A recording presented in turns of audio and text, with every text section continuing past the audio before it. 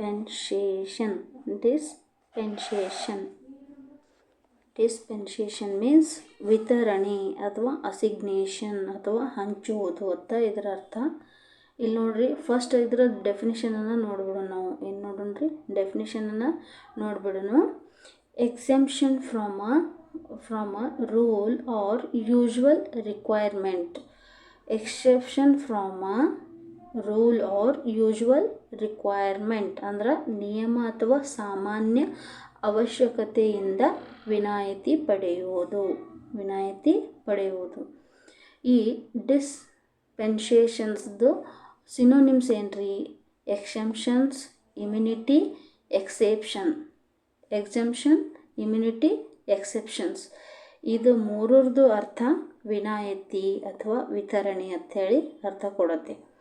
ಇನ್ನು ನೆಕ್ಸ್ಟ್ ಬಂದು antonyms. Daniel, ಡಿಸ್ಫೇವರ್, ರೆಫ್ಯುಲ್ಷನ್. ಇಲ್ಲಿ ನೋಡ್ರಿ, ನಿರಾಕರಣೆ ಅಥವಾ ವಿಕರ್ಷಣೆ ಅಂಥೇಳಿ ಇದರ ಅರ್ಥ ಆಗ್ತದೆ. ಇನ್ನು ಡಿಸ್ಪೆನ್ಸೇಷನ್ ಇದನ್ನು ಒಂದು ಸೆಂಟೆನ್ಸಲ್ಲಿ ಯಾವ ರೀತಿ ನಾವು ಯೂಸ್ ಮಾಡೋದು ನೋಡೋಣ್ರಿ.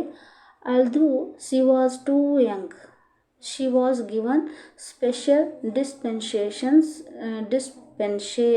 to play before her birthday. Once again I will repeat it. Although she was too young, she was given special dispensation to play before her birthday. ಯಾಕೇನು ಮಾಡಿದಾಳ್ರಿ, ಅವಳು ತುಂಬ ಚಿಕ್ಕವಳಾಗಿದ್ದರೂ ಅವಳ ಹುಟ್ಟುಹಬ್ಬದ ಮೊದಲು ಆಡಲು ವಿಶೇಷ ವಿತರಣೆಯನ್ನು ನೀಡಲಾಯಿತು. ಇದರ ಅರ್ಥ ಡೆನಿಯಲ್, ಡಿಸ್ಫೇವರ್, ರೆಪಲ್ಷನ್ ಇದರದ್ದು ಆ್ಯಂಟೋನಿಮ್ಸ್. ನಿರಾಕರಣೆ ಅಥವಾ ವಿಕರ್ಷಣೆ ಅಂತ ಇದರ ಅರ್ಥ ಬರ್ತದೆ. ಎಕ್ಸೆಂಪ್ಷನ್, ಇಮ್ಯುನಿಟಿ, ಎಕ್ಸೆಪ್ಷನ್ ಇವು ಮೂರು ಏನ್ರಿ ವಿತರಣೆ ಅಥವಾ ವಿನಾಯಿತಿ ಅಂತ ಅರ್ಥ. ಇನ್ನು ಇದ್ರದ್ದು ಡೆಫಿನೇಷನ್ ಏನಂದ್ರೆ exemption from a rule or usual requirement.